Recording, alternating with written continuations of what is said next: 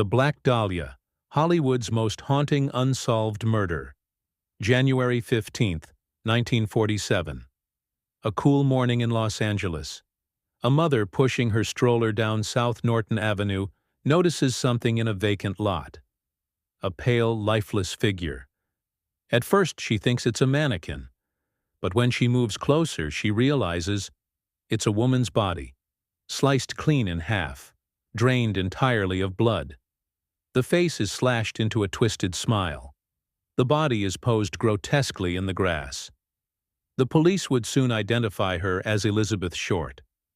But to the world, she would be known forever as the Black Dahlia. Elizabeth Short was born on July 29, 1924 in Hyde Park, Massachusetts. Her father abandoned the family during the Great Depression, leaving her mother to raise 5 daughters alone. Elizabeth was different. From a young age, she dreamed of escaping poverty and becoming a Hollywood actress. In her teens, she suffered from chronic bronchitis and was advised to spend winters in warmer climates. This led her to Florida and later to California, bouncing between cities like Santa Barbara and Los Angeles. Friends described her as elegant, soft-spoken, and always well-dressed.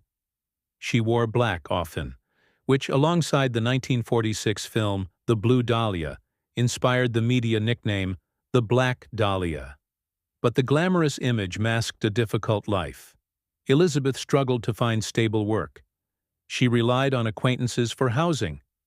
She often drifted between relationships, social scenes, and dreams of stardom that never materialized.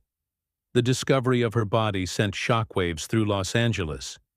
Her body had been cut cleanly in 2 at the waist, a hemicorporectomy, a rare surgical technique taught in the 1930s.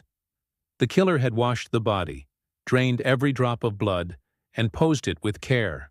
Arms above the head, legs spread. There were also signs of severe torture. Rope burns on wrists and ankles, bruises consistent with being beaten, gashes cut into her face from mouth to ears. But most chilling of all, there was no blood at the scene. That meant she was killed somewhere else. And that meant the killer was calm, calculated, and highly skilled. Within 24 hours, the media storm began.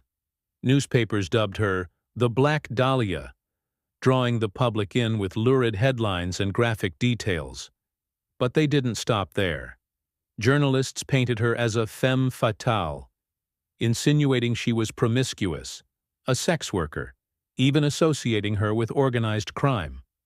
Much of this was exaggerated or completely false. Reporters even posed as police officers to interview Elizabeth's mother before she was told her daughter had died. The media frenzy overwhelmed the investigation, creating public hysteria and pressure on the LAPD to solve the case fast. But the more the case grew, the more it unraveled. The LAPD interrogated over 150 suspects. More than 60 people confessed, most falsely, hoping for attention. Detectives tracked Elizabeth's final days. She was last seen on January 9th at the Biltmore Hotel in downtown LA. A staff member remembered her waiting in the lobby for someone. After that, she vanished. Then, on January 23rd, a letter arrived at the Los Angeles Examiner newspaper. Inside, Elizabeth's personal items: her birth certificate, social security card, and photos. Everything had been wiped clean with gasoline. The letter read, "Here is Dahlia's belongings. Letter to follow." The killer taunted the press again a few days later, writing, "I will give up in Dahlia killing if I get 10 years. Don't try to find me." But the letters stopped, and the trail went cold. Over the decades, dozens of suspects emerged, but 3 remain the most notorious. 1. George Hodel, a wealthy doctor and artist. He was investigated by LAPD in 1950. They even bugged his house and recorded him saying, "Supposing I did kill the Black Dahlia, they couldn't prove it now. They can't talk to my secretary because she's dead." Hodel's son, Steve Hodel, a former LAPD detective, later wrote a best-selling book, claiming his father committed the murder. George had surgical knowledge, a dark interest in sadistic art, and owned a home just minutes from where Elizabeth's body was found. But he was never charged. 2. Mark Hansen, a nightclub owner. Elizabeth once lived in his house, and he was the last known recipient of a phone call from her. Her address book was found with his name embossed. Some believe he rejected her advances and snapped, but again, no proof. 3.